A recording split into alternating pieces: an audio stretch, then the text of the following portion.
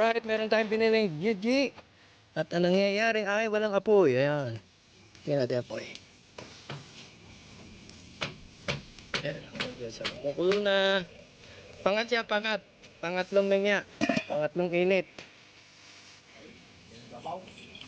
Alright. Ayan. Ayan. Si Jimmy. Mga ano yan, maninira yan eh. Cash out na rin, huwag na sa pera. Out sa mga asawa ko. Iyo, dami.